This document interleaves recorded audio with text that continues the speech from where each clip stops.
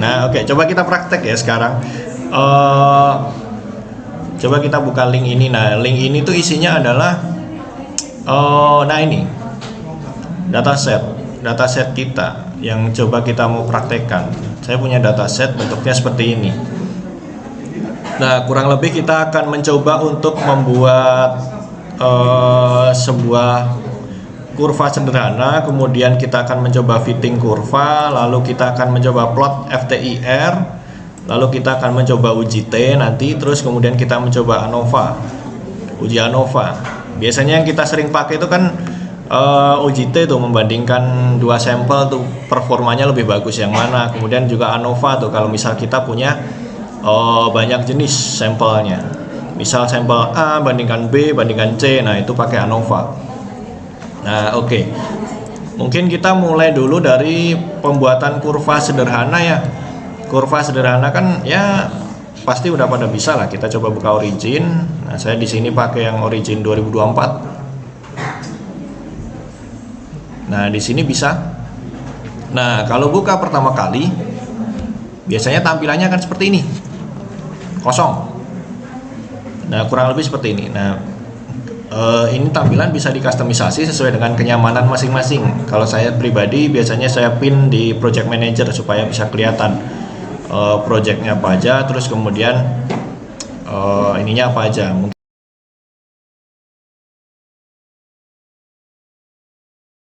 kita coba yang pertama tadi adalah pembuatan kurva sederhana ya. Misal di sini supaya lebih jelas kita tulis data kurva gitu aja. Misal data kurva yang sheet 1. Nah, untuk memasukkan data ke Origin kita bisa pakai ke yang import file, atau kita menggunakan, kalau kita misal datanya dalam bentuk Excel tinggal copy paste saja. Nah, kalau ini mah karena bentuknya Excel, kita tinggal copy paste aja, masukin ke sini, mirip-mirip lah kayak di Excel. Nah, misal ini data, tapi kan kita belum punya header and dan lain-lainnya. Nah, itu kita bisa masukin masing-masing. Ini adalah unit, kemudian ini adalah nah long name di sini akan menjadi sumbunya, apa nama dari sumbu. Kemudian ini adalah unit. Unit itu apa maksudnya? Unit itu adalah satuan. Nah, karena di yang bagian ini, misal kita akan mencoba ngeplot sederhana dulu. Nah, cara ngeplot bagaimana? Kita tinggal drag aja datanya ini, tarik, terus menu plot, pengen diplot dalam bentuk apa, silakan dipilih. Nah, misalkan saya pengen plot dalam bentuk basic 2 dimensi yang scatter. Nah, diklik aja scatter. Nah, dia akan muncul langsung. Nah, plot ini plot linear. Nah, plot ini kan masih kosong banget ya. Mungkin kita pengen mengedit apanya atau membuat nambahin frame atau bagaimana, itu bisa kita lakukan. Tinggal klik sekali, nah dia akan muncul kayak gini menu ini. Nah, kita kalau mau nambahin frame tinggal diklik ini layer frame. Nah, dia akan terkotakkan. Terus mungkin juga ada beberapa misal kalau jurnal atau publikasi jurnal, kita akan diminta untuk menambahkan standar deviasi dari data kita. Nah, karena data ini belum ada standar deviasinya, kita bisa kembali lagi ke data kita tadi. Nah, bentuk data kita kan seperti ini. Sebenarnya data ini adalah data standar deviasi. Nah, tapi kalau kita plot, nah ini shortcut untuk membuat scatter di sini, di pojokan sini. Nah, misal ini kan data standar deviasi, tapi kalau kita block dan kita plot, munculnya akan seperti ini. Nah, caranya bagaimana untuk memperbaikinya supaya dia bisa jadi standar deviasinya? Kita klik di sini, kan akan muncul pilihan ini. Nah, jadikan dia adalah set y-error. Kita klik. Nah, di sini dia akan kalau kita plot lagi, misal gini. Nah, dia akan muncul deviasinya. Nah, ini yang garis ini. Nah, kan sekarang ada deviasinya. Nah, ini adalah suatu plot sederhana ya. Nah, misalkan Misalkan kita pengen kustomisasi lagi. Oh, ini kan apa namanya? Sebuah kurva standar. Kira-kira nyari persamaannya gimana? Nah, tinggal kita klik aja kurva mana yang kita mau cari persamaannya. Nah, misal bisa diklik langsung di kurvanya di sini. Kalau enggak melalui Object Manager. Nah, diklik di sini. Nah, contohnya misal ini, klik. Kemudian kalau kita pengen mencari persamaannya gimana? Kita bisa. Caranya adalah masuk ke analisis. Kemudian kita fitting. Karena ini adalah kurva standar yang mana dia bentuknya kurva linear, maka fittingnya akan kita pakai yang namanya adalah linear fit. Nah, misal kita open dialog, kemudian akan muncul seperti ini. Ya udah, biarin aja sisanya, kita klik OK. Nah, ini akan otomatis muncul persamaannya. Nah, ini adalah interceptnya. Kan ini persamaan umumnya ya, Y sama dengan A plus B kali X atau AX plus C lah. Nah, kalau misal kita itu, nah ini adalah slope ini adalah nilai A, kemudian intercept, kemudian ada intercept juga, dan kemudian ada nilai R square-nya. Nah, R square-nya yang dipakai adalah yang ini, R square COD. Nah, ini cukup bagus ini karena R square-nya udah 99,9975. Nah, ini gitu. Nah, seperti itu untuk plotting sederhana. Oke, mungkin kita bisa coba plot lagi nih. Misal kita mau edit apanya, kita mau edit, misal kita nggak pengen menampilkan ininya, kan kita bisa hapus di sini. Kita double klik di sini, hapus ini bisa. Nah, kan jadinya terus ini ngilangin kotaknya ya, tinggal aja warnanya dijadikan putih. Nah, gitu. Ini pengen ngilangin beberapa bagian di tabelnya misal yang gak kita butuhkan, ya kita tinggal double klik di tabel ini mana yang pengen kita hapus. Ya misal kita pilih ini, delete, terus version R kita delete, residual sum square kita delete, terus ya udah kita update tabel, kita balik ke grafik tadi. Nah, udah kan kayak gini aja. Nah, kan ini lebih rapi tuh untuk sebuah kurva standar. Oke, ini adalah contoh kurva sederhana di Origin.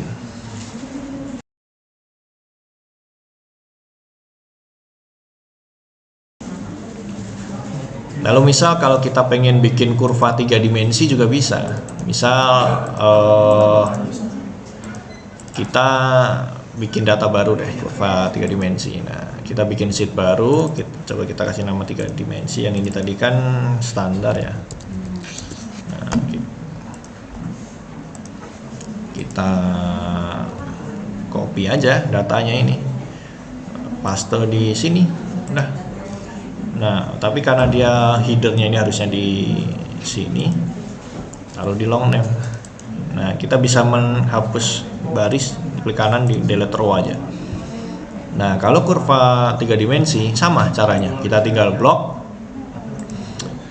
terus kita masuk ke menu plot 3 dimensi. Nah, 3 dimensinya dalam bentuk apa pengennya? Bebas. Nah, di sini saya kasih contoh yang pakai yang surface aja lah. Nah, ini kalau udah kayak gini mah oke, karena ini salah satu parameternya belum disetting, dia tidak bisa diklik OK. Makanya kita kembali lagi ke data, kita melihat kalau kurva 3 dimensi, berarti kita membutuhkan sumbu apa? 3 sumbu kan? X, Y, dan Z. Di sini yang belum ada adalah sumbu Z, makanya salah satunya kita buat jadi sumbu Z. Contohnya adalah di yang konsentrasi. Oke, nah, konsentrasi dibikin sumbu Z, kita balik lagi ke plot 3 dimensi. Nah, hasilnya akan seperti ini. Nah, ini plot 3 dimensi. Jadi di plot 3 dimensi ini kalian bisa melihat nanti misal kalian punya 2 variabel, kemudian menentukan titik optimum dari 2 variabel tersebut. Nah, kalau ini kan dilihat berarti kan misal kita ini produksi suatu produk gitu. parameternya adalah suhu dan waktu. Nah, kalau dilihat dari 3 dimensinya kan kita bisa kelihatan loh titik optimumnya di mana, yaitu yang konsentrasi produknya paling tinggi. Nah, di situ kan kita bisa mengekstrapolasikan dari sumbu waktu ke sumbu suhunya. Misalkan kayak gitu tadi. Hasilnya di sini. Berarti ini di yang optimum itu di suhu berapa dan waktu berapa. Nah, kalau misal kayak gini kurang jelas, kita bisa double klik di kurvanya. Terus kemudian di bagian flat ini di-flatkan. Nah, di sini puncaknya kan di sini. Berarti pada waktu 20 menit dan suhu 50 menit diperoleh produk yang paling tinggi. Seperti itu contohnya. Nah, kalau misal mau dijadikan kayak gunung tadi ya udah gini aja. Nah, biarin gini aja. Oke. Seperti itu untuk plotting kurva 3 dimensi.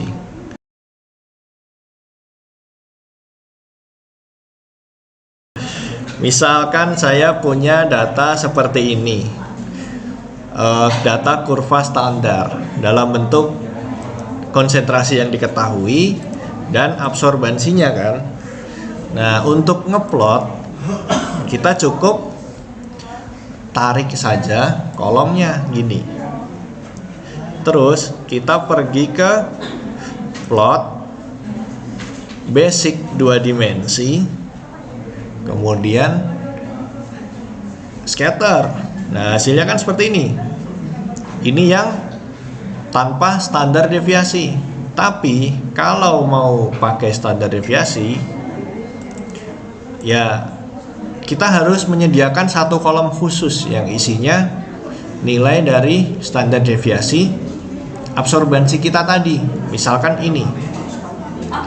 Nah, kalau misalkan yang dengan standar deviasi saya masukkan,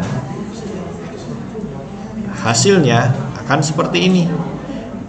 Ada error barnya, bandingnya kayak gini. Nah, ini dan ini kan sama aja sebenarnya, tapi bedanya yang ini ada standar deviasinya.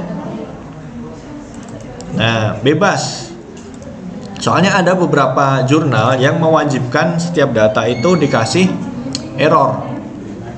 Nah, oke, tentu saja kan setelah kita ngeplot, kita pengen tahu tuh persamaan linearnya berapa. Nah, caranya gimana? Kita bisa klik di kurvanya, salah satu titik bebas. Ini akan otomatis mewakili dari seluruh kurva. Misal di sini, saya klik di sini. Nah, ini akan secara otomatis menseleksi kurva ini. Untuk melihat persamaan linearnya, kita bisa masuk ke menu analisis, kemudian masuk ke fitting. Karena kita pengen ngeplot dia sebagai sebuah kurva linear, pilih di linear fit. Linear fit, kemudian kita open dialog. Sudah, langsung klik OK aja, biarin aja semuanya secara default. Nah, klik OK. Nah, kan sudah muncul fittingnya. Fitting ini yang merah ini. Nah, garis merah ini. Kalau di Excel kan hampir sama tuh yang diklik yang di bagian linearisasi itu. Nah, ini kan sama-sama juga kita ketemu persamaannya di sini. Misalkan interceptnya berapa, slope-nya berapa. Nah, ini kan tahu semua nih. Misal kurva standar absorbansi warna itu kan Y sama dengan MX plus C kalau nggak salah. M itu slope-nya, nah MX plus C sama aja sih. Y itu adalah absorbansi, X-nya itu kan yang kita cari. Absorbansi dikonversi menjadi konsentrasi dari persamaan kurva standar. Ya tinggal dimasukkan aja. Kalau ini kan kalau kita tulis berarti kan bisa jadi Y sama dengan 0,0668 plus 1,46377 X gitu. Nah, untuk mencari X-nya atau alias konsentrasi dari zat yang kita cari, senyawa yang kita cari, ya tinggal dimasukkan ke persamaannya tadi. Sudah seperti itu. Ini untuk membuat plot kurva standar. Oke, seperti itu. Pakai Excel juga bisa, pakai Origin bisa. Tapi kalau melihat kurvanya, bentuknya kan bagusan di sini. Nah, kalau mau dirapikan bisa bentuknya kayak gini kan. Tinggal di copy, masukin ke Word-nya, udah. Oke, udahlah ya, ini gampang ini.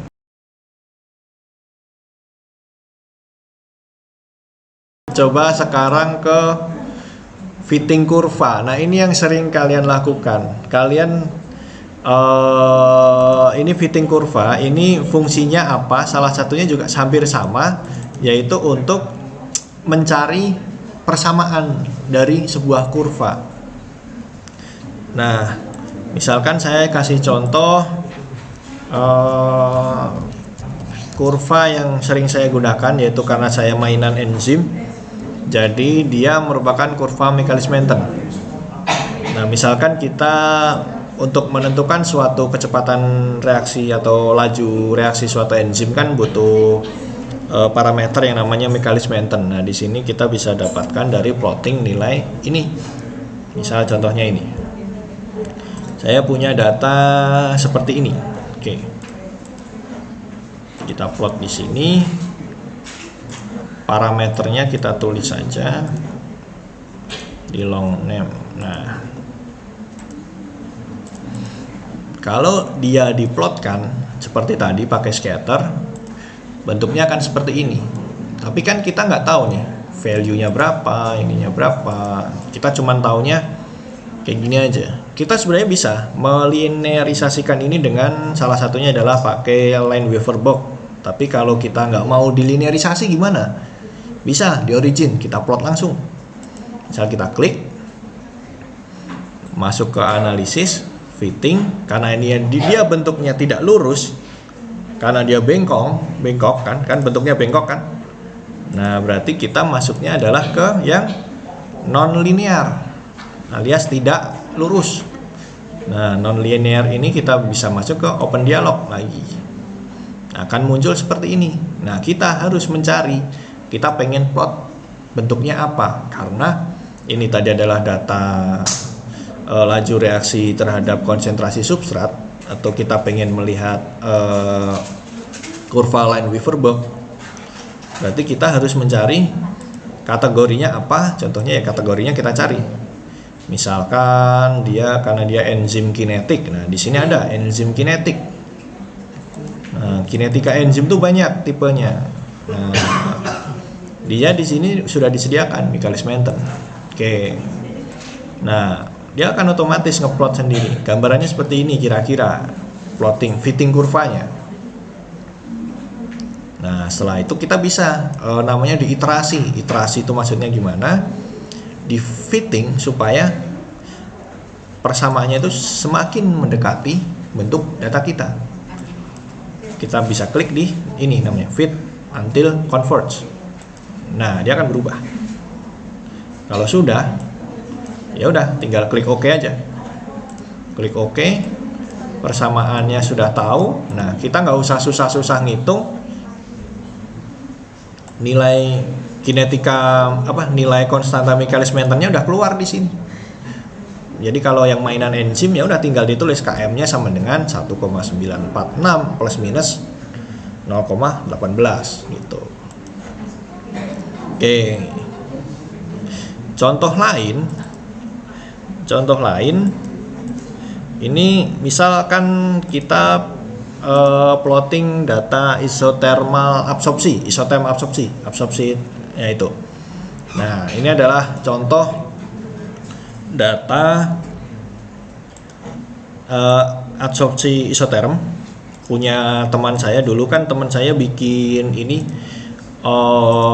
matriks pemurnian protein. Nah, dia prinsipnya hampir mirip sama misal kalau di sini kayak material berpori kayak biochar dan lain-lain. Dia kan fungsinya untuk menangkap zat yang dia inginkan gitu. Nah, dia peroleh data seperti ini, CE dan QE. Nah, umumnya kalau saya perhatikan di sini kan rata-rata dibikin linear dulu ya, iya nggak Bu? udah Lena. Biasanya yang di sini kan dibikin linear dulu tuh. Nah, kita bisa langsung plot. Kalau misalkan ini kan kayak gini. Nah, bentuknya kan kayak gini tuh. Kita bisa langsung plot. Misalkan kita pengen dia bentuknya gimana? Friendly misal atau apa? Kita fitting non-linear, open dialog, kita cari kategorinya. Nah, di sini ada kategori namanya absorption kinetic. Kita cari, misal, nah ini ada banyak nih, ada Langmuir, ada Freundlich, ada Langmuir Freundlich, sama ada Redlich Peterson juga. Nah, misal kita coba Langmuir, ya udah Langmuir nih, kita fit till converge lagi, klik OK. Nah, ini persamaan Langmuirnya diperoleh, datanya nilainya kayak gini. Nah, kalau kita pengen cari lagi, kita bandingin dengan yang Freundlich misal, ya udah kita ulang lagi, analisis, fitting, nonlinear, open dialog, absorption kinetic, Freundlich, fitting lagi. Nah, klik OK, keluar persamaannya.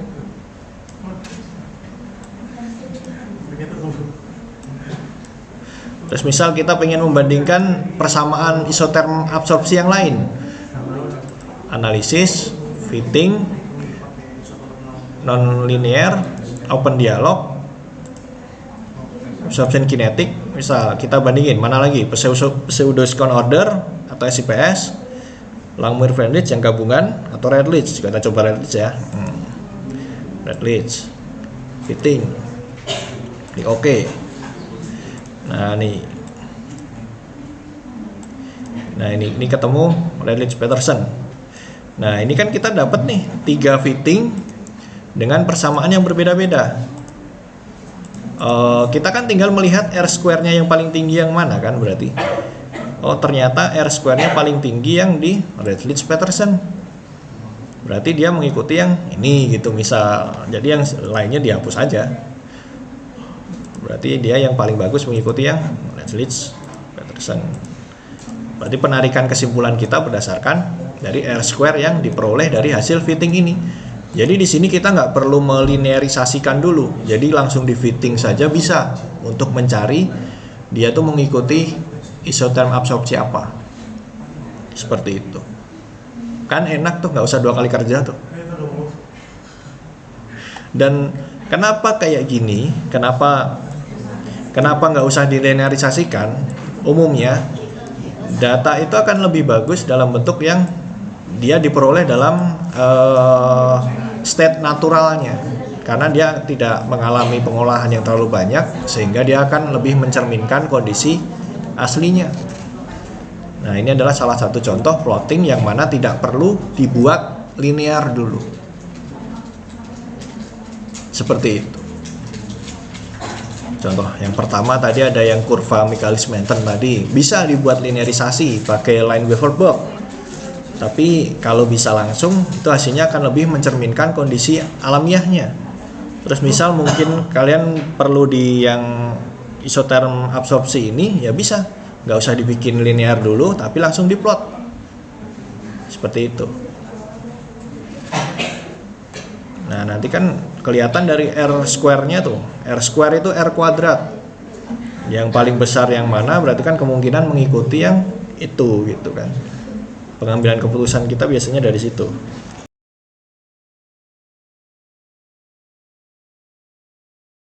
Nah, iya. Nah, misalkan kalaupun misal kita fungsi yang kita cari itu nggak ada, kita bisa bikin fungsi sendiri, persamaan sendiri.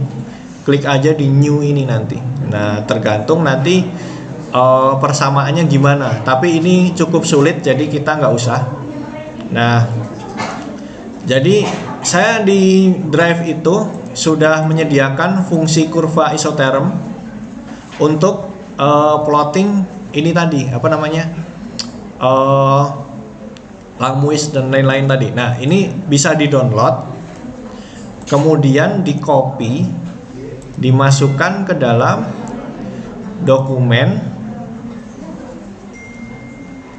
Setelah masuk ke dokumen, ke Origin Lab, user files fit function. Nah, nanti bisa di copy di sini.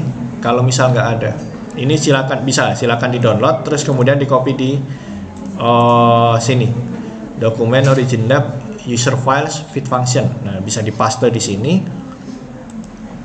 Nanti kalian akan punya persamaan ini. Jadi persamaan ini sebenarnya tidak ada bawaan origin, tapi saya bikin sendiri. Ada isinya nggak di functionnya? Kosong. Oh, kalau nggak klik add ini aja. Udah kebuka ini? Terus double klik tadi, ya udah dipilih salah satu terus kemudian di open atau di blok semua tuh, bisa nggak? Di klik ini terus open.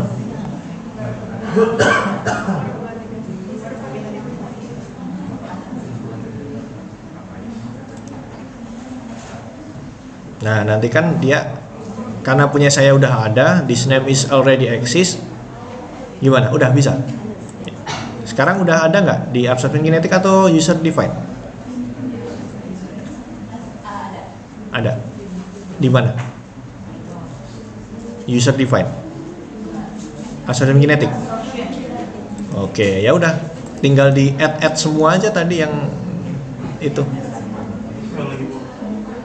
Ini tuh lebih memudahkan kita karena tidak perlu 2 kali kerja untuk mengubah dia menjadi dalam bentuk fungsi linearnya dulu, yang mana akan rawan salah ketika konversi. Nah, misal kalau kita membandingkan dua ini kan kelihatan tuh R square-nya lebih besar yang mana. Yang Langmuir itu dia 0,98.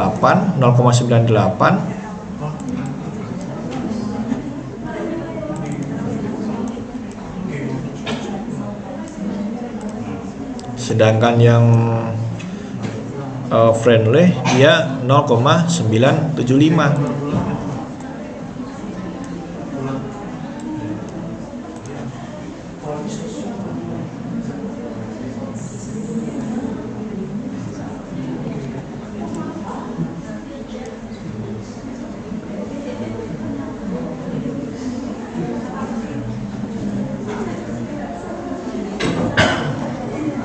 Nah, dari sini kan sudah kelihatan dia mengikuti yang mana. Kita tinggal pilih aja.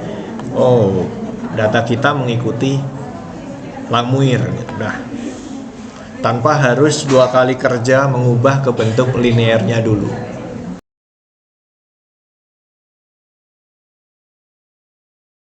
Biar kelihatan ini, coba warnanya tak bikin beda. Nah, yang hijau ini adalah yang friendly, yang ini yang merah yang Langmuir. Kan dia lebih mengikuti titik-titiknya kan daripada yang hijau. Berarti dia fittingnya lebih bagus, makanya nilai R square-nya itu lebih tinggi. Klik garisnya kan. Terus ini gambar ballpoint atau apa ini. Nah, ini diklik aja. Terus misal dikasih warna apa, ungu gitu. Nah,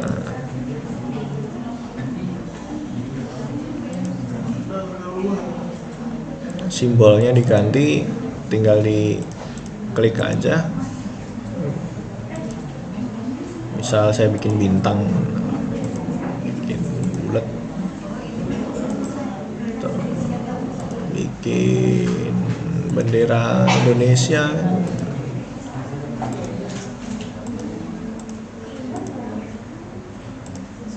Nah, ini bisa juga kayak gini.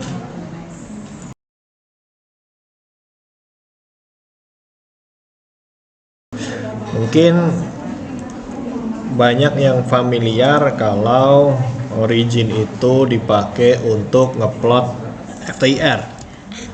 Nah, ini selanjutnya adalah kita coba untuk plotting FTIR dengan origin. Nah, kita tinggal copy paste saja datanya. Nah, ya, terus kalau sudah ya tinggal di plotting seperti tadi aja.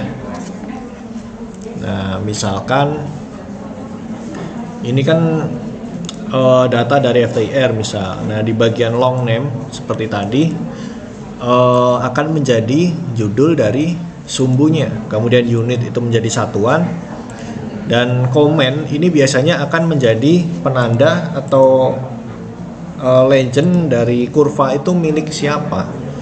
Nah, komen ini makanya kita perlu menambahkan, misalkan yang ini adalah punyanya selulosa, komennya selulosa, dan di sini adalah misal ini adalah selulosa yang termodifikasi, misal selulosa asetat gitu. Nah, untuk plotting FTIR ya tinggal di blok aja, kemudian buat plot dalam bentuk line plot. Udah tuh, jadi kan kurva FTIR tinggal di modifikasi sesuai dengan yang kita inginkan. Misal kurva FTIR di sini skalanya kan biasanya dari 4000 dan nah, misal gini kan FTIR tuh. Terus kita bisa membuat dia supaya dia fleksibel dengan cara kita double klik. Kemudian di bagian layer, bagian stack, offsetnya kita jadikan individual. Individualnya apa? Yaitu yang Y, supaya kita bisa menggeser-geser dia kayak gini. Dia bisa digeser. Nah, misalkan ini kan tadi digeser kayak gini. Nah, kalau kurva FTIR kayak gini kan umumnya kalau sudah dalam bentuk perbandingan, nilai sumbu Y ini bisa kita hilangkan. Jadi yang ditampilkan tuh kayak gini aja. Imbasnya apa? Kita bisa membuat si sumbu Y ini jaraknya menjadi lebih jauh. Nah, gitu misal.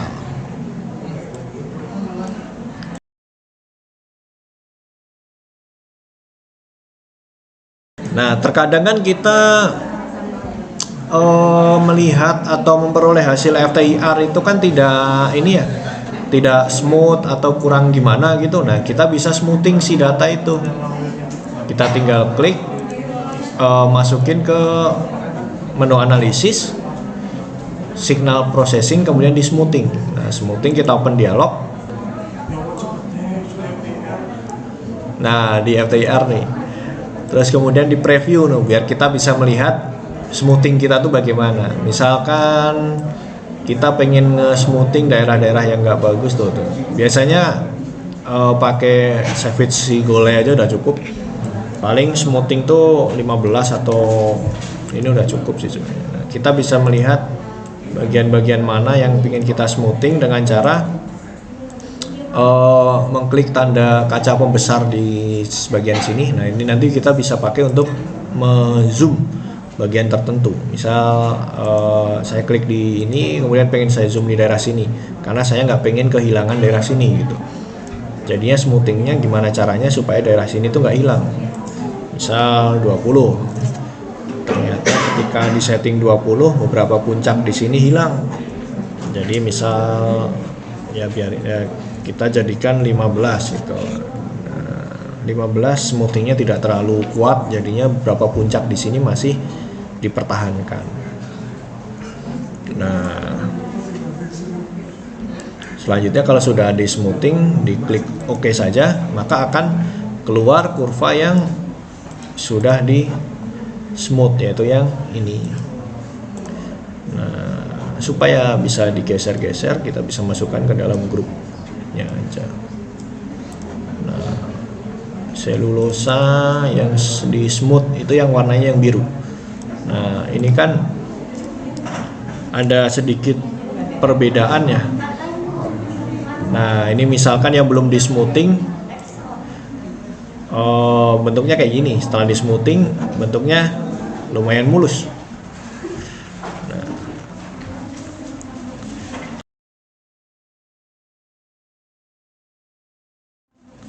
Cuman kalau kita melihat data ini FTIR kan masih agak kurang gimana gitu ya, karena di sini di segini tapi di sini tinggi dan di sini kemudian pendek lagi. Nah, ini kita bisa sejajarkan dengan fungsi yang namanya adalah baseline. Nah, kita bisa baseline si FTIR ini supaya dia di sini sampai sini itu dianggap sebagai titik maksimumnya. Jadi nanti kurvanya akan menyesuaikan. Caranya gimana? Kita bisa pilih, misal kita bisa pilih kurva mana yang pengen kita baseline. Nah, di sini contohnya adalah yang misal kita kerjain yang selulosa yang udah kita smoothing tadi dulu. Kita pilih yang selulosa biru berarti. Nah, sisanya bisa di hide dulu supaya tidak mengganggu pandangan.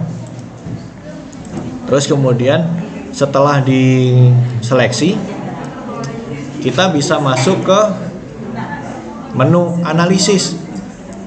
Analisis, masuk ke pick and baseline. Terus kemudian kita masuk ke pick analyzer, open dialog. Masuk ke open dialog, kemudian kita pilih tujuannya kita tuh apa. Tujuan kita adalah membuat kurva ini supaya dia terbaseline dengan bagus. Berarti kita masuknya ke subtract baseline di sini. Di goalnya adalah subtract baseline. Kita klik mode next. Nah, di sini adalah baseline mode. Ini adalah baseline yang akan digunakan. Tetapi karena kita nggak pengen di bawah ini, kita bisa men-setting baseline itu sesuai dengan keinginan kita. Caranya gimana? Di baseline mode dibuat user define. Nah, origin udah otomatis akan nyari titik-titik. Tapi kan kita nggak pengen di baseline-nya di titik ini dan seterusnya. Tapi kita pengennya sesuai yang kita inginkan. Kita bisa scroll ke bawah. Nah, enable auto find-nya itu dihilangkan. Terus kemudian titik-titiknya itu kita clear semua. Nah, setelah clear jadi bersih, kita tambahkan, kita add. Yang pengen kita baseline itu yang mana? Contohnya di sini. Dari sini sampai sini, ini akan menjadi garis lurus nanti. Kalau kita menjadikan titik-titik ini sebagai acuan. Nah, terus kemudian di sini, coba. Nah, lalu supaya ini bisa jadi lurus lagi, kita ambil di bagian tertentu, misal kayak di sini. Nah, ini. Lalu di bagian mana lagi yang pengen di baseline? Misal di sini, kemudian di sini, lalu di sini dan sini misal, terus di sini sama di sini misal. Nah, kalau udah ketemu titik-titik mana yang pengen kita ambil sebagai penentuan baseline, tinggal di klik down, kemudian next. Nah, ini adalah titik-titik yang mana akan menjadi baseline-nya, supaya ini bisa datar. Nah, ini sebenarnya fungsi baseline ini supaya kita bisa melihat kalau dia dalam bentuk datar gimana, dan lebih mudah membandingkan saja puncak-puncaknya apakah ada yang bergeser atau tidak nantinya. Nah, kalau misal sudah di baseline, ya sudah, tinggal di next saja. Biasanya kalau opsi baseline ini dicentang, maka dia akan menyimpan titik-titik baseline ini. Tapi karena kita nggak terlalu perlu, sebenarnya hanya perlu hasil baseline-nya saja, boleh dihilangkan. Nah, untuk melihat bagaimana hasil setelah di baseline, kita bisa klik di bagian subtract. Nah, dari kurva yang awalnya seperti ini, kalau setelah di baseline, jadinya kan seperti ini, misal. Nah, tapi kan ini masih aneh ya. Nah, kita bisa kembali lagi supaya memperbaiki ini, yaitu di previous. Di previous kita bisa modify atau delete. Nah, kita bisa modify di bagian mana yang pengen kita delete. Kita bisa klik terus kemudian kita done. Atau kalau enggak, kalau kesulitan kita balik ke previous lagi,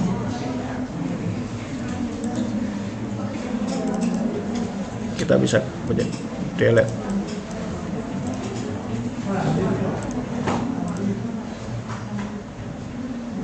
Nah, bisa di add juga.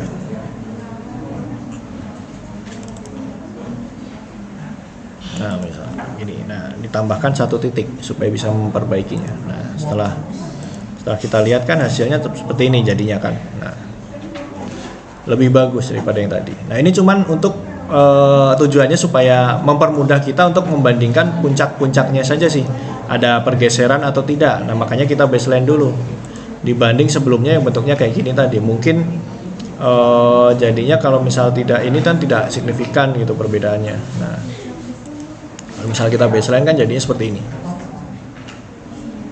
Oke, mungkin setelah di baseline kita bisa klik finish. Nah, untuk hasil baseline tadi bisa kita lihat di worksheet yang awal. Masuknya di mana bagian yang biasanya di kolom yang paling ujung di bagian kanan. Nah, ini adalah hasil baseline dari data X1.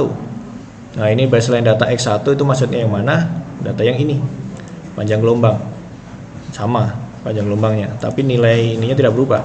Kemudian baseline Y2 adalah baseline dari hasil yang tadi, kurva yang kita baseline. Nah, di sini kita bisa plot lagi.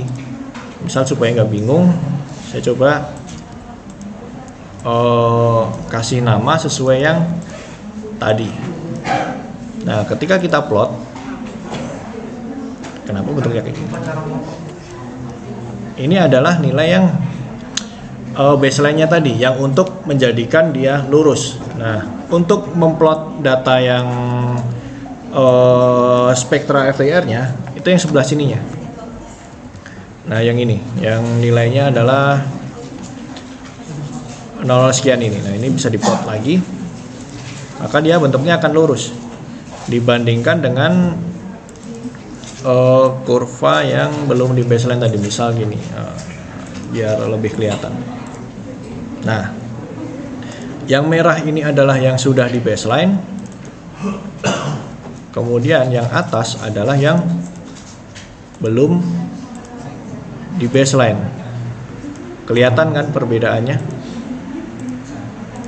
Nah, ini yang belum di baseline, ini yang sudah di baseline. Secara apa namanya, karakteristik puncaknya masih sama, cuman nilainya aja yang berbeda. Tapi karena fokus kita hanya untuk mempermudah untuk mencari puncak,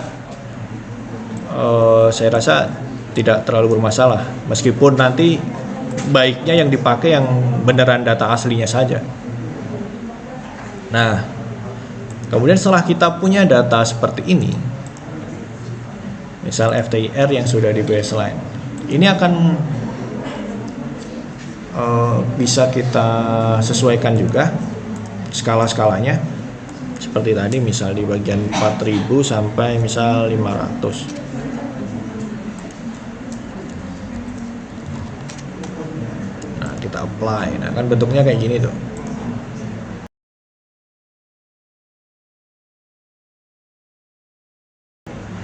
Nah, setelah ini kita bisa secara otomatis mencari puncak-puncaknya. Misal untuk mencari puncak-puncaknya secara otomatis kita bisa menggunakan menu Pick and Baseline juga, kemudian Pick Analyzer, Open Dialog, lalu di bagian Goals kita adalah mencari Find Peaks di sini. Find Peaks, next. Nah, di sini kan ada baseline mode tuh. Nah, kita cari yang jadikan nggak ada aja karena sudah kita baseline tadi. Karena kita sudah baseline, makanya baseline modenya di non saja. Kalau misalkan kita belum baseline, ya kita buat baseline-nya dulu. Atau sebenarnya langsung juga bisa. Nah, sebagai contoh di sini kita pakai yang non saja karena kita sudah baseline tadi. Kemudian di next. Nah, cara mencari puncak tinggal diklik find aja. Nah, kan ketemu puncak-puncaknya. Nih, puncak-puncaknya sudah ketemu nih. Puncaknya di sini, sini, dan seterusnya. Nah, misalkan ada puncak yang kita pengen tapi belum muncul. Ya, kita sesuaikan saja parameternya. Nah, enable auto find-nya dihilangin dulu. Terus kemudian, nah enable auto find-nya kan tadi centang tuh, on tuh. Sekarang dihilangkan dulu. Kemudian di bagian peak filtering, ini bisa kita mainkan. Peak filtering itu maksudnya gimana? Ini adalah threshold yang mana puncak harus memiliki ketinggian minimum sekian supaya bisa dimunculkan. Misalkan ini 20, berarti dia harus memiliki ketinggian minimum 20% dibandingkan dari keseluruhan data supaya dia baru bisa dimunculkan. Nah, kalau misal kita ganti 10% misal, maka puncak-puncak yang akan muncul akan lebih banyak. Nah, bisa muncul di sini dan seterusnya. Misal kita ganti 5%, misal nanti akan beda lagi yang muncul. Misalkan kita ganti 1%, nah, akan lebih banyak lagi yang muncul. Nah, tergantung threshold yang kita inginkan berapa. Nah, misal secara defaultnya adalah 20. Oke. Kita klik find. Nah, misal ada beberapa puncak yang kita tidak inginkan atau mungkin sebenarnya dia nilainya sama tapi dia muncul 2 kali, misal kayak ini di gugus hidroksil ini. Nah, di sini kan ada 2 tuh. Sebenarnya yang salah satu aja sudah mewakili. Nah, ini bisa kita hapus dengan cara gimana? Pakai menu modify atau delete. Nah, terus nanti akan kita pilih yang mana yang kita ingin hapus. Misalkan yang ini, karena ini 3410 dan ini 3370 lebih dalaman yang ini, ya kita hapus yang ini saja. Kita lihat nilai value sumbu Y-nya.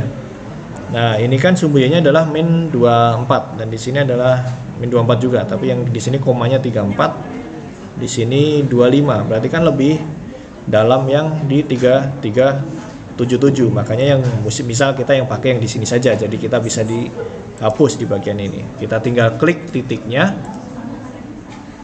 pencet delete, sudah hilang kan. Terus ini sebenarnya yang ini saja misal sudah mewakili, klik di sini, hapus, sudah.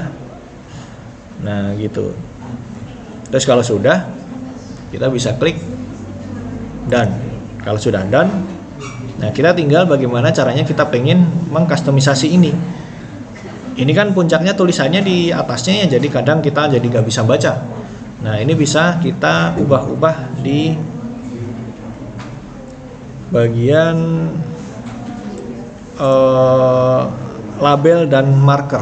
Nah, ini secara default dia ketutup, maka bisa kita expand dulu. Nah, misal supaya bisa kelihatan atau posisinya di bawah kurvanya, posisinya kita ubah menjadi below. Nah, di bawahnya kan. Misal kalau pengen di sampingnya, kita taruh di right atau leftnya, atau bahkan bisa di tengah-tengah, tapi kan jadi nggak kelihatan. Taruh di below saja. Nah, setelah sudah ketemu, klik finish. Nah, ini udah ketemu puncaknya. Tinggal disesuaikan. Misal karena dia kegedean, dikecilkan. Karena dia nggak kelihatan, misal di bold. Gitu. Terus karena dia terlalu mepet, ya sudah kita misal naikkan sedikit. Nah, ini kan nggak nempel ya. Kita matiin, nyalain lagi, dah dia otomatis nempel. Nah, karena ini kurang, ya udah tinggal turunin aja. Dah tuh. Kalian nggak usah manual cari kurva, cari puncak FTIR satu-satu.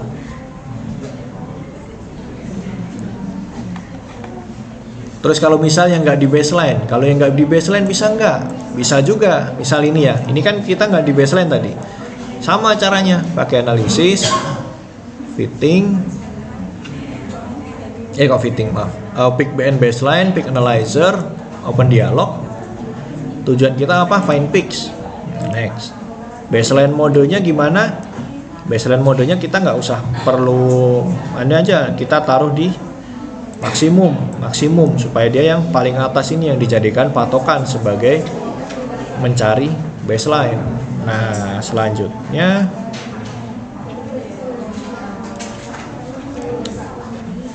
kita klik next. Baseline treatmentnya bentar. Baseline treatmentnya auto subtract aja. Coba kita lihat, kalau di subtract nanti akan seperti ini bentuknya. Nah, langsung kita klik next. Find peak seperti tadi, klik find. Nah, puncaknya kan banyak banget tuh yang muncul tuh, sedangkan kita nggak pengen muncul di daerah sini. Tinggal di filter saja, misal minimal yang muncul di bagian 30-nya. Klik find lagi. Nah, akan berkurang tuh, misal 35. Klik find lagi. Nah, berkurang lagi, misal berapa, 40 deh. Nah, klik find lagi dong kan, jadi yang muncul semakin berkurang. Nah, saran saya sebelum mencari peak ini, diusahakan kurvanya di smoothing dulu. Supaya apa? Gini, nggak muncul terlalu banyak kayak gini. Ini yang tanpa smoothing ya, misal langsung udah kita finish aja lah. Terus misal kalau kita misal kita tambahkan yang smoothing.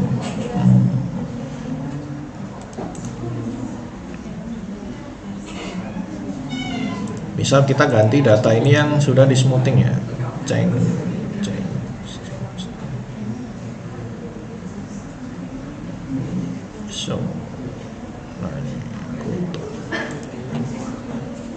Nah, ini adalah data aslinya. Misal kita jadikan yang sudah di smoothing. Ini supaya ini yang sudah di smoothing. Nah, kan kurvanya jadi berubah tuh. Ini kita bisa hapus dulu.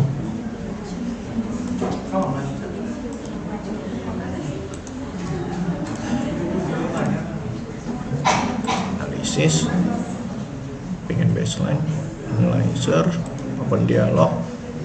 Nah, ini yang sudah di smoothing. Kita find peaks. Next, kita patokkan di maksimum. Next, subtract no, next. Kemudian berapa? Coba misal kita langsung find peak saja. Nah, ini kan masih terlalu banyak tuh. Tapi di sini sudah berkurang banyak dibandingkan yang tadi, kan banyak banget tuh. Karena sudah di smoothing, jadi habis puncak-puncak yang noise itu sudah habis, jadinya lebih aman di plot. Nah, misalkan kita set di 35. Nah, kan gini kan nggak capek gitu loh cari-cari satu-satu puncak gitu. Manual, tinggal yang nggak dipinginkan dihapus saja, misal diklik delete. Mana lagi yang nggak dipinginin di sini, misal klik delete, klik delete, klik delete. Di sini nggak usah lah yang delete, delete, udah gitu doang. Nah, tinggal di labelnya tadi dimainkan. Misal labelnya dibikin di below, nah di bawahnya.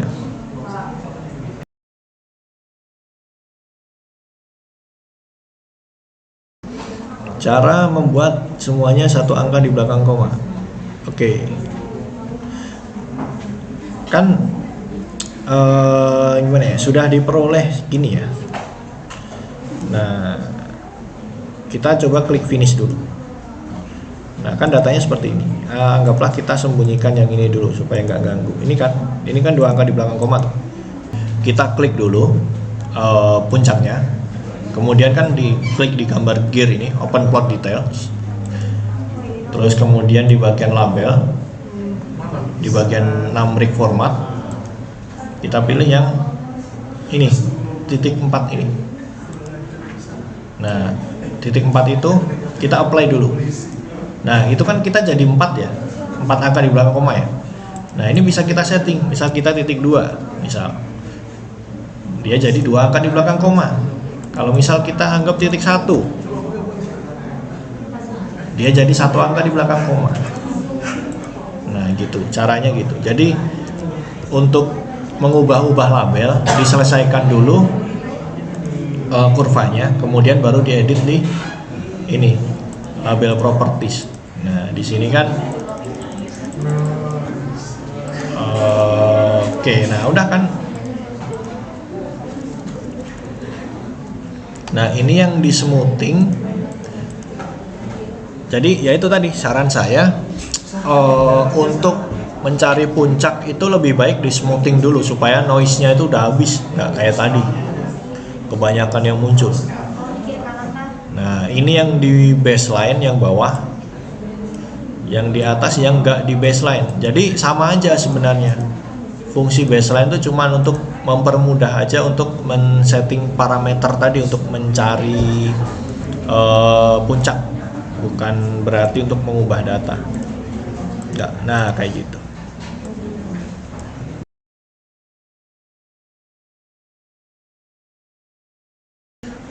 Biar gampangnya gini aja lah, saya kasih contoh baru aja lah. Kayak gini kan, tumpang tindih kan. Nah, kalian double klik, keluarnya kan kayak gini. Klik di bagian layer, bagian stack, ini di bagian stack atas paling kanan.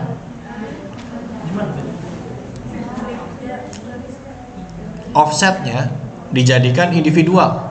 Nah ini kan awalnya non. Nah itu dijadikan individual. Biarkan yang sumbu Y-nya yang kecentang. Artinya apa? Yang kecentang ini yang bisa digeser-geser. Kalau X-nya nggak dicentang, dia nggak bisa digeser sepanjang sumbu X. Nah kita oke. Ya udah kita tinggal tarik-tarik aja. Misal.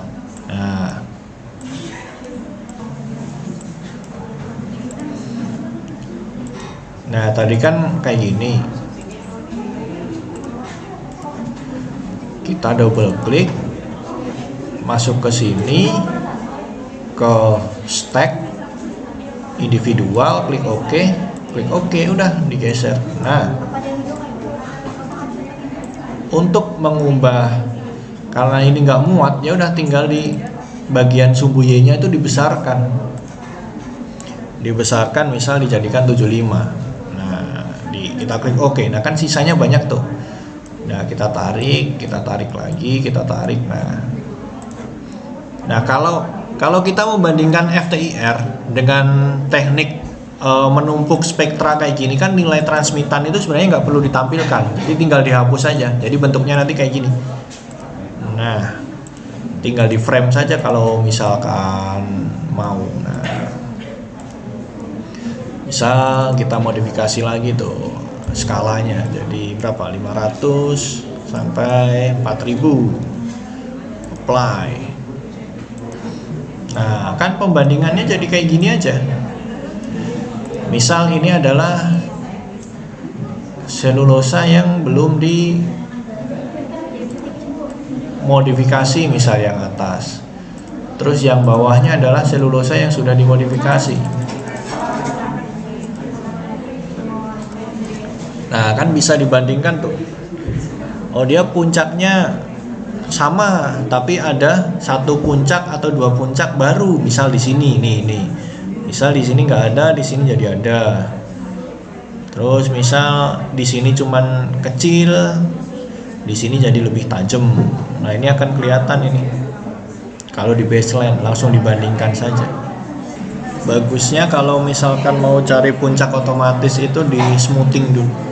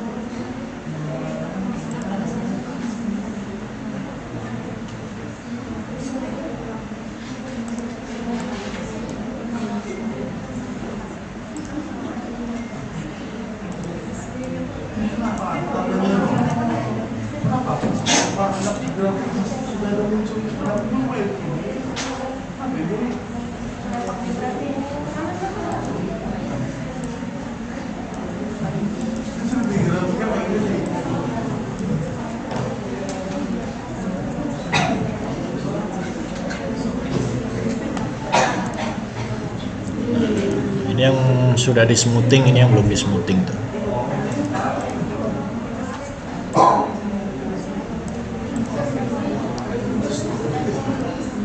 Nah kalau gini kan gampang tuh, tinggal dicari tuh puncaknya aja.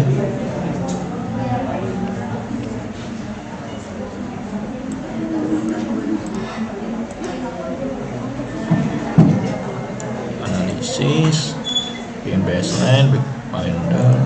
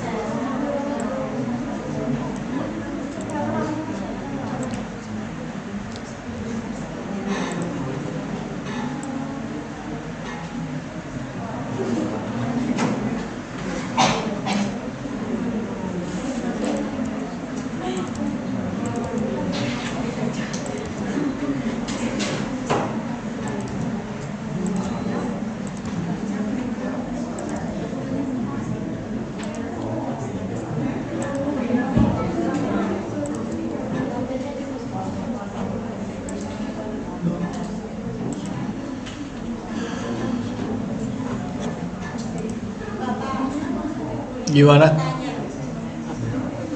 Gimana?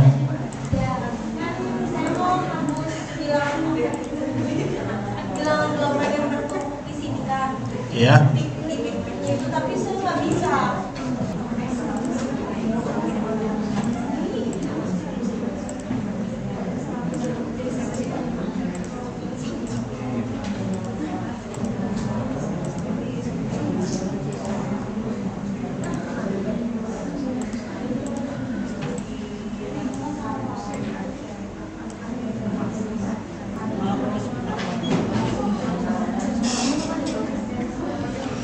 Tuh kan kalau misalkan sudah diambil puncak-puncaknya otomatis gini kan ngelihatnya enak gitu loh. Kalau mau membandingkan tuh nggak cuman garis satu doang, ini maksudnya satu tuh garis puncaknya siapa, itu kan bingung. Nah, data-data puncak yang diperoleh tuh juga sudah ditampilkan di sini. Jadi nanti misal kalau bikin tabel tinggal di copy aja.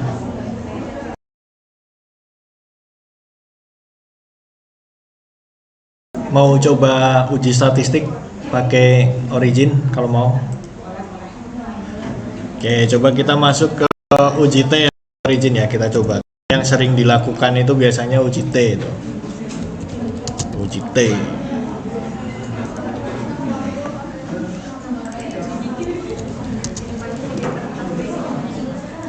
Nah, saya pakai contoh data yang sudah disiapkan aja lah, misal gini.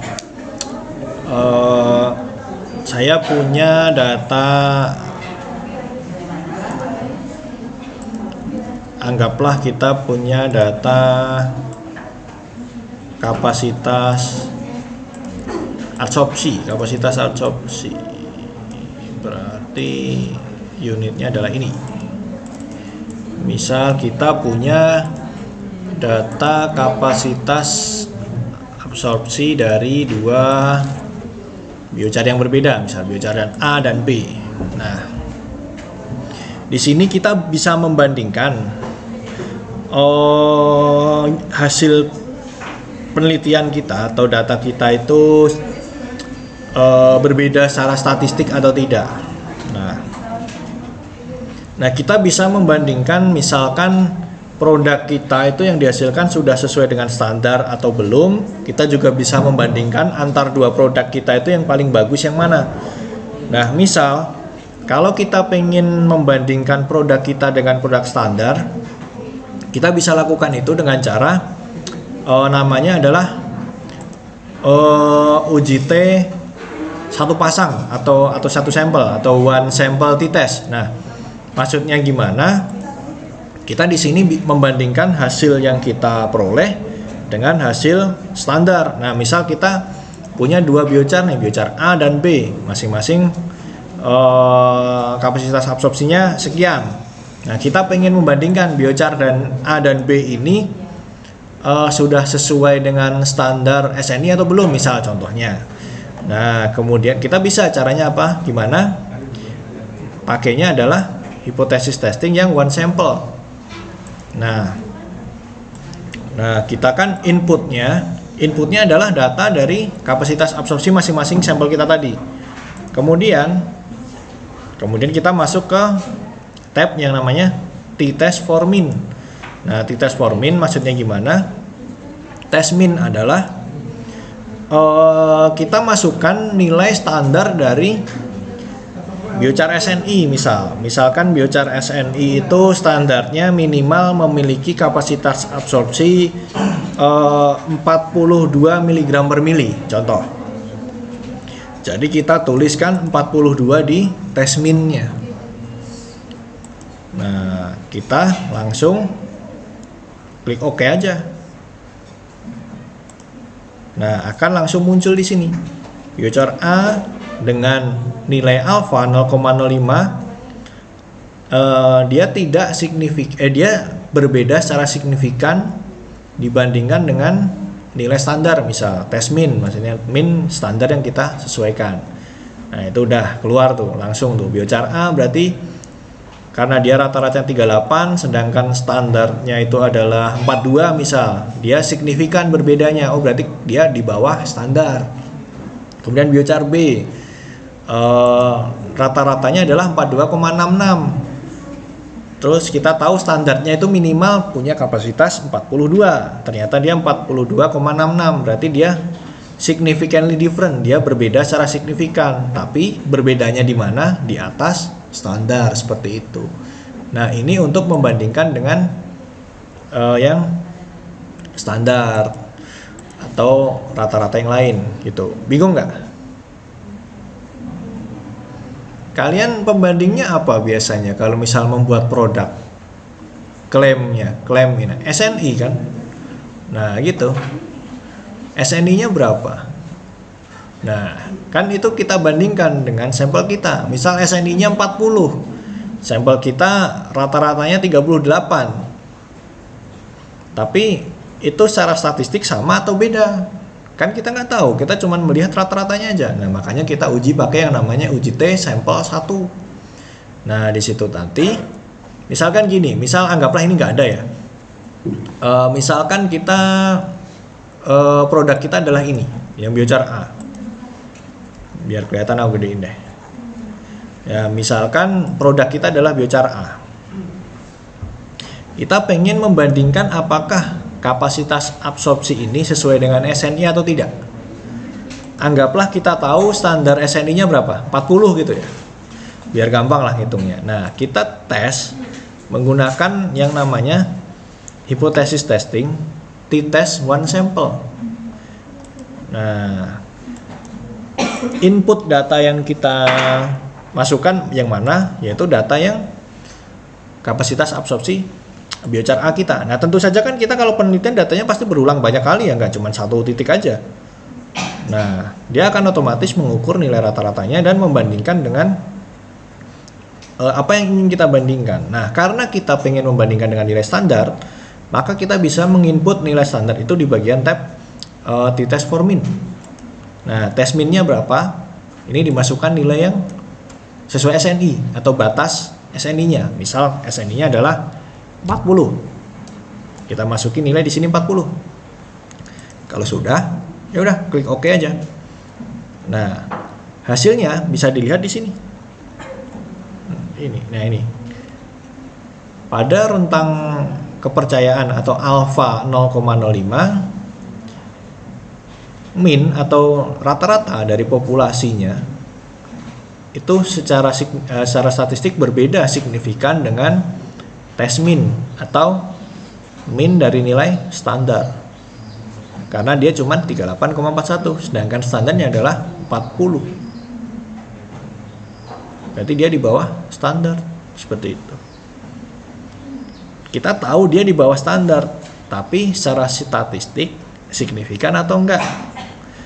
Nah, di sini kuncinya. Begitu. Berarti kita bisa melihat di sini bahwasanya si biochar A ini secara statistik memang berada di bawah standar gitu, contoh. Oke. Nah, ada lagi kadang kan kita pengen membandingkan produk satu kita dengan produk satu kita yang lain. Iya enggak?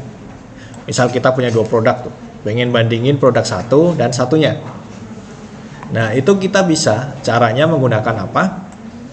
Menggunakan uji T yang berpasangan atau pair sample t-test, uji T berpasangan. Nah, kita tinggal masuk ke menu statistik, ke hipotesis testing, kemudian ada pair sample t-test, open dialog. Nah, di sini kita memasukkan data mana yang ingin kita bandingkan. Misalkan data range 1 kita masukkan yang si A. Kemudian data range 2 yang B. Nah, ini beda dengan yang tadi. Yang di sini biarkan saja. Di sini biarin 0, biarin kosong aja. Yang lainnya nggak usah diutak-atik. Jadi kita hanya perlu memasukkan nilai data ini aja. Lalu kalau udah ya tinggal klik OK aja. Nah, kesimpulannya sudah otomatis tertulis di sini. Nilai si biochar A dan nilai si biochar B itu secara statistik berbeda signifikan. Udah, gitu doang. Gampang pengujian statistik itu, kita hanya melihat itu bedanya signifikan atau tidak, gitu aja. Kita bisa ngeklaim dia bedanya signifikan dari mana? Ya dari uji itu tadi. Nah, kalau semisal 2 ini tadi diplotkan, bisa bentuknya akan seperti ini.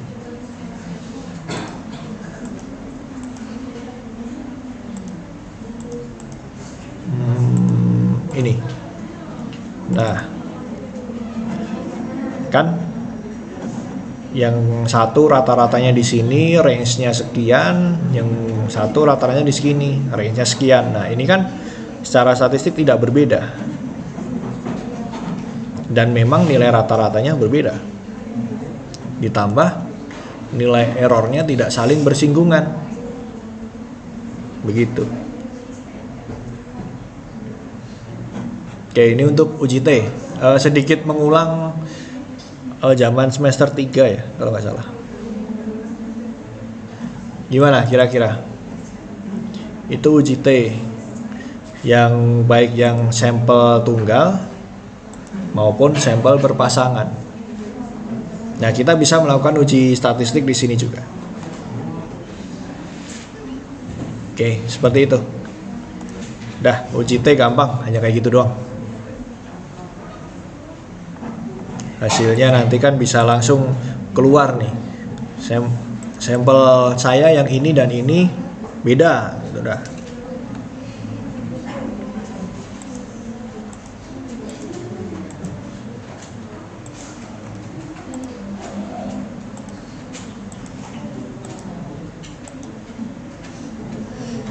Oke, ada yang mau tanyain dulu gak? Statistik. Biasanya kalau saya yang kebagian nguji, saya galak di sini.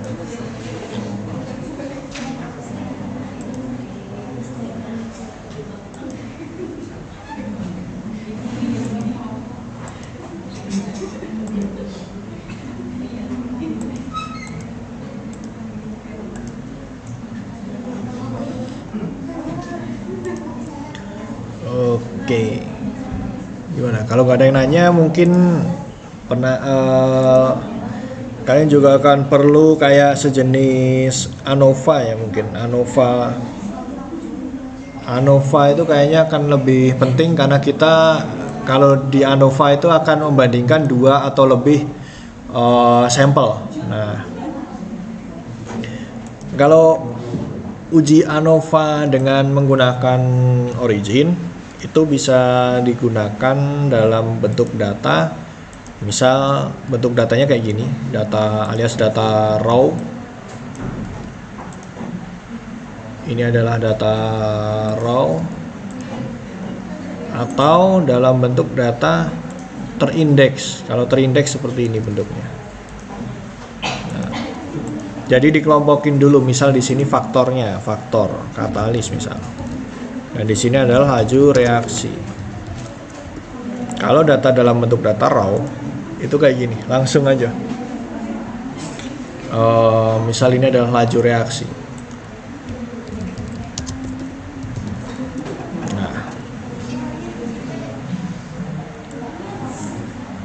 Kita coba menggunakan data yang modelannya raw aja karena rata-rata kan biasanya awal-awal itu menyimpan datanya mungkin bentuknya kayak gini supaya gampang. Misal katalis A pengulangan 1 hasilnya sekian, sekian, sekian, sekian dan sekian. Nah, kita bisa mengujinya pakai ANOVA untuk membandingkan apakah yang A, B dan C itu memiliki perbedaan. Nah, caranya pakai masuk ke statistik ANOVA, kemudian one way ANOVA, lalu open dialog. Nah, di sini input datanya kita perlu perhatikan bahwasanya ini bentuk datanya adalah data raw bukan data indeks. Jadi kita ubah dulu. Nah, faktornya apa? Faktornya kan berarti namanya adalah laju reaksi kan. Nah, karena kita membandingkan 3, berarti kita di sini masukkan number of levelnya 3. Data 1 yang mana? Data 1 yang ini, yang A. Kemudian data 2 yang B. Kemudian data 3 yang C. Nah, parameternya udah siap. Yang kita ingat kan satu ya, ANOVA itu kita bisa melihat perbedaan dari beberapa kelompok data yang kita uji, tapi kita tidak tahu data mana yang membuat berbeda. Nah, itu bisa dilihat dari bagian means comparison. Nah, means comparison atau post hoc. Nah, di sini kita bisa melihat data mana yang bisa membuat hasilnya itu berbeda. Nah, contohnya kita pakai yang Tukey misal. Nah, sisanya biarkan default saja. Nah, kecuali kalau mau ngeplot yang lain bisa di bagian tab plot ini, misal dibikin box chart atau bar chart gitu, terserah. Nah, misal kayak gini deh. Terus kita tinggal klik OK aja. Nah, outputnya akan jadi bentuk sheet baru. Nah, di sini yang bisa langsung dilihat. Nah, bahwasanya ANOVA itu hasilnya adalah rata-rata populasinya itu menunjukkan bahwasanya ada yang berbeda secara signifikan. Tapi yang membedakan yang mana kita nggak tahu. Melihatnya gimana?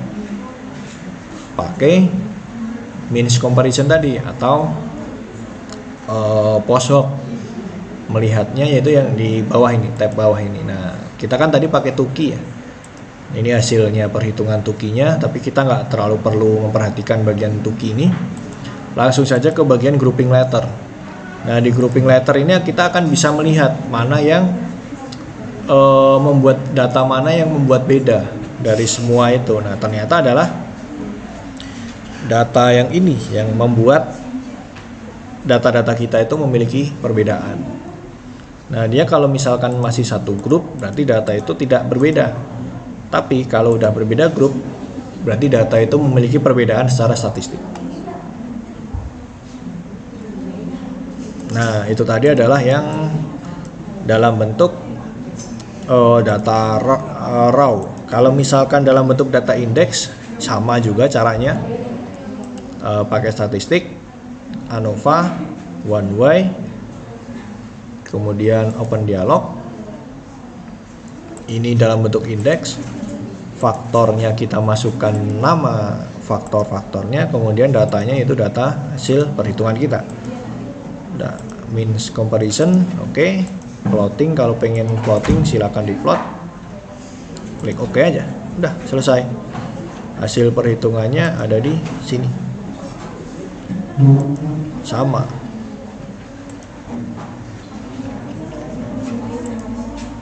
Fokus ke grouping letternya saja.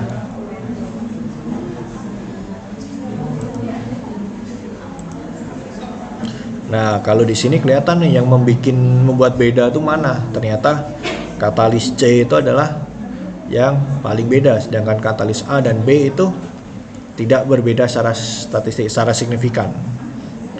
Begitu. Oke. Lebih mudah daripada pakai Excel. Dan hasilnya lebih komplit juga. Karena kita nggak perlu menyimpulkan sendiri, tapi udah disimpulkan secara otomatis dari sistem.